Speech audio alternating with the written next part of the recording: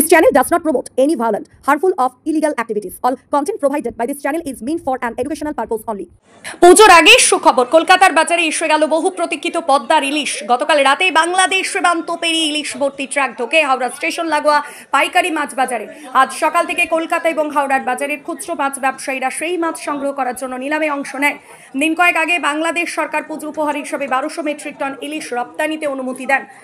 আজ প্রথম ইলিশের গাড়িগুলিতে 50 মেট্রিক টন ইলিশ বনগাঁ সীমান্ত পেরিয়ে হাওড়ার মাছ বাজারে আসে।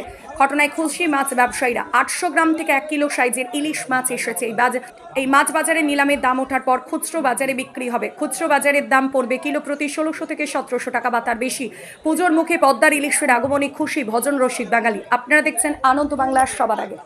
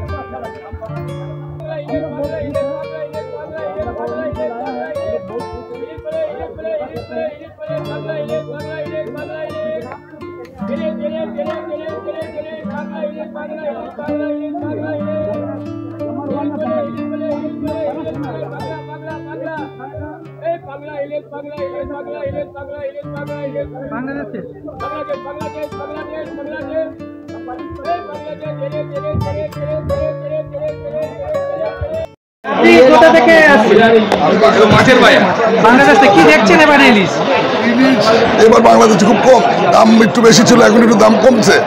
এই কারণে পূজা উপলক্ষে আপনি 1200 টন মাল দিচ্ছে বাংলাদেশ সরকার।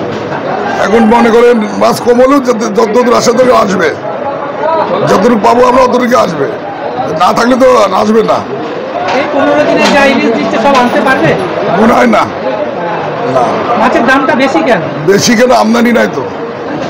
আমদানি হলে তো দাম কমবে। মাছ তো এটা তো পুষ্করিতে জন্মে না, এটা তো নদীতে জন্মে, পদ্মাতে জন্মে। পদ্মাতে থেকে যদি বেশি আমদানি হয় মাছের দাম কমে যাবে। আমাদের পশ্চিমবাংলায় পদ্মার ইলিশ মানুষ পছন্দ করে। পদ্মার ইলিশ পাবে কি?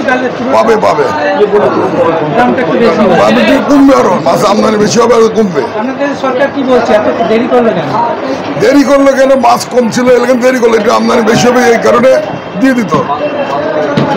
এবার দেরি হয়ে গেল। বাংলাদেশের মাছের খুব কেজি বেশি, তেল বেশি, এই কারণে বাংলাদেশের পদ্মার মাছের সব জায়গায় চাহিদা আছে। খালি বাংলাদেশ, ইন্ডিয়া না, বাংলাদেশেও চাহিদা, অন্য দেশেও যায়, সব জায়গায় চাহিদা আছে বাংলাদেশের মাছের। অন্য কোনো দেশের মাঝে এত চাহিদা নাই। আপনার নাম আর কোথায় থাকে?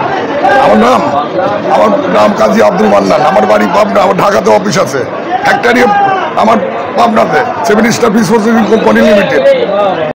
খুশি কি দাম হতে চলেছে, কতটা এলো একটু যদি বলেন।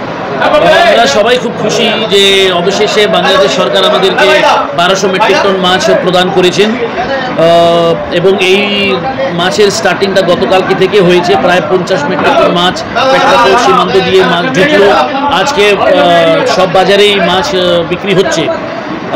বাংলাদেশে মাছের আমদানি খুব খারাপ, এর কারণে বেশি মাছ ঢুকতে পারছে না। আজকে কতটা মাছ হবে আমি এখনো বলতে পারছি না, কিন্তু প্রত্যেক দিন মাছ ঢুকবে পরপর, আর এই মাছটা আমরা বিক্রি করতে থাকবো।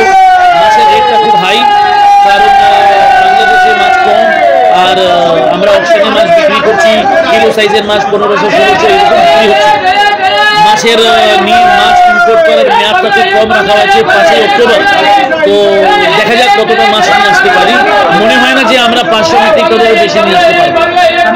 Syed Azman Maksud, secretary fish importers association, Calcutta. আপনারা দেখছেন আনন্দ বাংলা, সবার আগে।